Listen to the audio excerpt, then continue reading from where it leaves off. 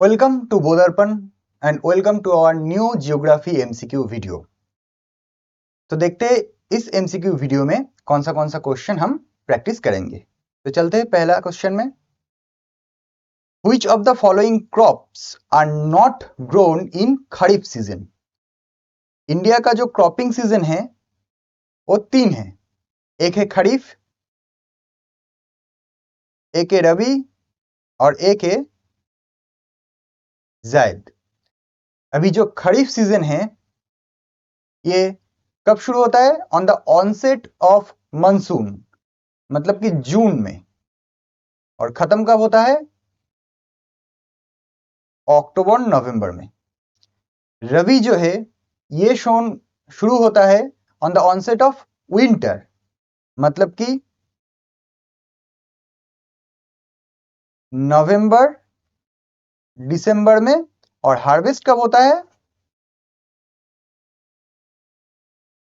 मार्च अप्रैल। तो इसके बीच में जैसे कि आप पकड़ लीजिए अप्रैल मई, या फिर अप्रैल मई और जून का कुछ पहला जो हफ्ता है, उनमें ये जो जायद है वो क्रॉप सोन होता है इंडिया में। तो ये तीन क्रॉपिंग सीजन है इंडिया में। खरीफ सीजन में क्या क्या हम सोन करते हैं, या फिर कौन सा क्रॉप ग्रो होता है खरीफ सीजन में? खरीफ सीजन में ग्रो होता है मेनली राइस, मेज, फिर होता है कॉटन,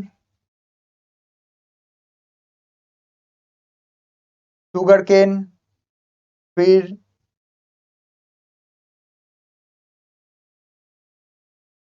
ग्राउंड नट्स एक्सेट्रा। ये होता है खरीफ सीजन का क्रॉप। और खरीफ सीजन में हम ऑयल सीड भी थोड़ा देख सकते हैं, और टी एंड कॉफी तो होता ही है, टी एंड कॉफी होता ही है। रवि सीजन में जो कि विंटर में होता है, उसमें क्या क्या होता है? उसमें हम देखते हैं व्हीट, फिर होता है सनफ्लावर, फिर मेज,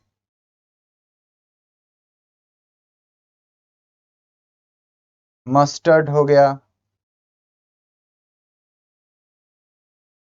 टोमेटो भी हो गया, पोटैटो। ये सब हम रवि सीजन में देखते हैं। और जायद में मेनली हम वाटरमेलन देखते हैं, क्यूकम्बर देखते हैं, और सम फूडर्स क्रॉप हम जायद सीजन में देखते हैं। तो फिर ये जो क्वेश्चन है इसका आंसर क्या होगा? Which of the following crops are not grown? कौन सा क्रॉप्स खरीफ सीजन में ग्रो नहीं होता?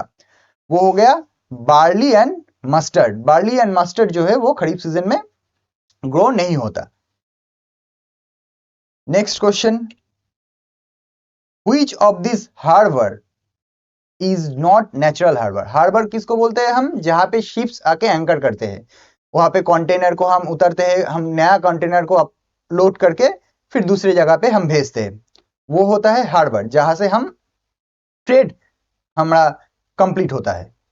अभी नेचुरल हार्बर किसको कहते हैं? जो नेचर ने खुद बनाया है। अभी हार्बर का जो मेन फीचर्स होगा वो क्या होगा? वो डीप होना चाहिए, क्योंकि अभी एक जगह अगर सीप आएगा, उसको रहने के लिए सीप के नीचे का जो पार्ट है वो अगर नीचे जो मिट्टी है उससे लग जाए तो सीप ठीक से उसमें आ नहीं पाएगा। लेकिन उससे इसके लिए हार्बर को डीप होना पड़ेगा। अभी नेचुरल हार्बर जो है, जो नेचर ने खुद ऐसा एक हार्बर बनाया है जिसका बॉडी ऑफ वाटर डीप है, जो समुद्र की बड़ी बड़ी जो लहरें हैं उससे बचा हुआ भी है। क्योंकि अगर बड़ी बड़ी लहरें हार्बर में आके टकराती है तो क्या होता है? शिप को डैमेज कर सकता है, हार्बर का जो मशीन है उसको डैमेज कर सकता है। तो नेचुरल हार्बर हो गया ये जो नेचर ने खुद ब खुद वो हार्बर को क्रिएट किया है। और एक होता है कि मैन मेड हार्बर या फिर आर्टिफिशियल हार्बर, जो कि इंसानों ने खुद वैसा एक फीचर्स बना के हार्बर को बनाया है। तो देखते हैं व्हिच ऑफ दिस हार्बर, इनमें से कौन सा harbour not a natural harbour, इनमें से कौन सा हार्बर नेचुरल नहीं है, मतलब कि मैन मेड है। पारादीप जो है वो एक नेचुरल हार्बर है, विशाखापत्तनम भी एक नेचुरल हार्बर है, और कोचीन में भी जो हार्बर है वो एक नेचुरल हार्बर है। लेकिन चेन्नई का जो हार्बर है वो है एक मैन मेड हार्बर। तो which of this harbour is not natural harbour? Chennai is not a natural harbour, it's a man made. Next question, Which city is referred to as silicon valley? बहुत ही straight forward question है और बहुत ही easy question है। Silicon valley हम किसको कहते हैं? बेंगलोर को कहते हैं। क्यों? क्योंकि बेंगलोर जो है वो आईटी हब है। वहां से हम इंजीनियरिंग बोल सकते हैं आप, या फिर टेक्नोलॉजी, उन सब का हब है। बहुत बड़ा बड़ा जो कंपनी है वो बेंगलोर में है। और Bangalore is one of the leading city of India जो सॉफ्टवेयर को एक्सपोर्ट भी करता है। So which city is referred as Silicon Valley of India? It is Bangalore। बहुत ही इजी क्वेश्चन था। Next, in which state Jawahar tunnel is located? अब ये जवाहर टनल नाम से ही पता चल रहा है कि हमारा जो first prime minister Jawaharlal Nehru ji थे, उनके नाम से ये टनल को हमने नाम दिया है। तो in which state this Jawahar tunnel is located? It is also a straightforward question. The Jawahar tunnel is located in Jammu and Kashmir. Jawahar Tunnel is also known as Banihal Tunnel. It is named after the first Prime Minister Pandit Jawaharlal Nehru. The length of this tunnel is 2.5 kilometer. चलते हैं next question में। Question number 5, green revolution most successful in? अभी green revolution क्या है? Green revolution है जो agriculture में हमारा रेवोल्यूशन आ गया, उसको हम ग्रीन रेवोल्यूशन कहते हैं। एग्रीकल्चर में रेवोल्यूशन का मतलब, पहले जो एग्रीकल्चर होता था उसमें हम बहुत ही पुराना जो तरीका है वो इस्तेमाल करते थे। जो सीड्स होते थे वो बहुत ही पुराने सीड्स थे। अभी जो ग्रीन रेवोल्यूशन के आने के बाद हम high yield variety of seeds को यूज करते हैं। High yield variety of seeds, HYV seeds, ठीक है ना। ये ग्रीन रेवोल्यूशन में ये सीड्स का खासियत क्या है? ये किसी भी सीजन में अच्छे से ग्रो हो जाता है, बहुत ज्यादा पानी नहीं लगता, पेस्ट का जो प्रॉब्लम है, जो भी इंसेक्ट का जो प्रॉब्लम है, डिजीज का जो प्रॉब्लम है, इस सीड्स में कम होता है। इसके लिए ये ग्रो भी अच्छे से होता है। अभी ग्रीन रेवोल्यूशन में हम टेक्नोलॉजी का भी यूज करते थे, यूज करना शुरू किए, तो क्या हुआ? पानी का सोर्स अगर बहुत दूर भी है तो कोई प्रॉब्लम नहीं है, हम पंप से ला सकते हैं पानी। ऐसे बहुत सारा जो चीज, जो टेक्नोलॉजी का इन्हेंसमेंट हुआ, सीड्स का इन्हेंसमेंट हुआ, ये ग्रीन रेवोल्यूशन की वजह से हुआ। अब ये ग्रीन रेवोल्यूशन को जो फादर है इंडिया में, उसका नाम है M.A. स्वामीनाथन। और ग्रीन रेवोल्यूशन मोस्ट सक्सेसफुल कौन से स्टेट में मोस्ट सक्सेसफुल हुआ है?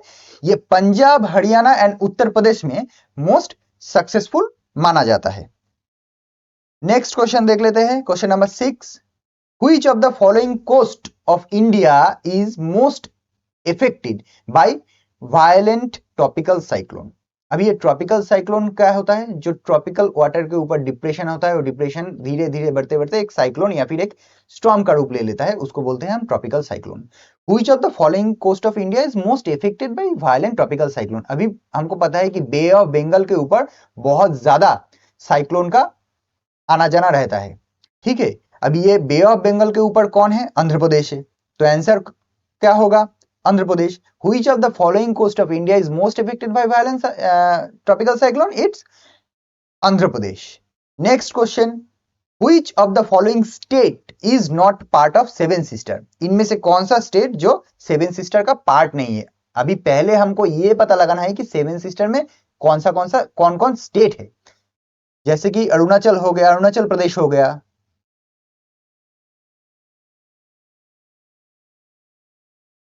फिर आसाम हो गया, फिर त्रिपुरा हो गया, फिर मिजोरम, मणिपुर, नागालैंड,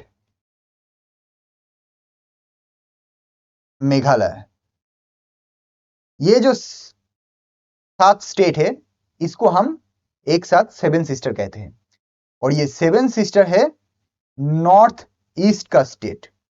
अभी ये नॉर्थ ईस्ट का जो सेवन स्टेट है, इसको हम इंडिया का जो मेन लैंड है कहां से जोड़ते हैं? उसका नाम है सिलीगुड़ी कॉरिडोर।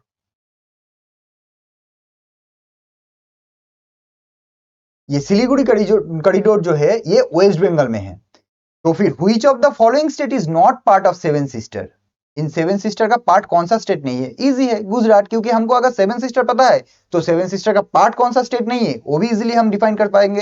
ये है गुजरात, क्योंकि आसाम, मेघालय, अरुणाचल प्रदेश, त्रिपुरा, मिजोरम, मणिपुर, नागालैंड, ये सभी सेवन सिस्टर का पार्ट है। चलते हैं नेक्स्ट क्वेश्चन में। In which state Michael range is situated? Straight forward question, Maikal range is situated in Chhattisgarh, ठीक है ना। ये छत्तीसगढ़, ये माइकल रेंज जो है ये eastern part of Satpura range है और इसका altitude ranging from 340 to 940 meter above sea level. तो this is a straight forward question and easy question. Maikal range कहां पे सिचुएटेड है? ये है छत्तीसगढ़ में। Next question, IR20 and Ratna are two important varieties of wheat, paddy, jowar and bajra. IR20 and Ratna are paddy मतलब कि rice, ये राइस का इंपॉर्टेंट वेरिएंट है IR20 एंड रत्ना। इसको समझने का कोई जरूरत नहीं है क्योंकि ये एक नाम है, तो नाम इजीली हम आपको रिमेंबर करना होगा। ये पेडी या फिर राइस का दो वेरी इंपॉर्टेंट वेरिएंट है। Next question, the colour of red soil is red due to. अभी हमको ये देखना है कि इंडिया में कौन सा सॉइल हम देख सकते हैं। एक तो है एलुवियल सॉइल, उसके बाद ब्लैक सॉइल, लेटराइट सॉइल, उसके बाद red and yellow soil, arid soil and marsh soil. अभी जो रेड एंड येलो सॉइल है इसका कलर रेड क्यों है? क्योंकि इसमें आयरन का जो मात्रा है या फिर आयरन का जो अमाउंट है वो बहुत ज्यादा है, इसलिए इसका कलर जो हो गया है वो हो गया है रेड। अभी येलो सॉइल क्या है? इस रेड सॉइल अगर बहुत ज्यादा हाइड्रेटेड हो जाए, मतलब इसके अंदर पानी का जो मात्रा है वो बहुत ज्यादा बढ़ जाए, तो उसका कलर हो जाता है येलो। तो फिर colour of red soil is red due to iron and yellow soil is nothing but the red soil but in a more hydrated form, ठीक है। तो देखते हैं, yes it's iron, the colour of red soil is due to the iron. तो यही था आज का हमारा क्वेश्चन, जो 10 क्वेश्चन हम डिस्कस किए। तो ऐसे धीरे धीरे और भी बहुत सारा MCQ सीरीज आने वाला है और डिस्क्रिप्टिव भी हम चालू करने वाले हैं। तो आप वो दर्पण को जरूर से सब्सक्राइब कर लीजिए और ये जो वीडियोस है ये आप जरूर शेयर कीजिए, लाइक कीजिए और कमेंट में जनाइए, कमेंट में बोले कि ये कैसा आपको लग रहा है। तो चलिए मिलते हैं नेक्स्ट वीडियो में। Thank you for watching.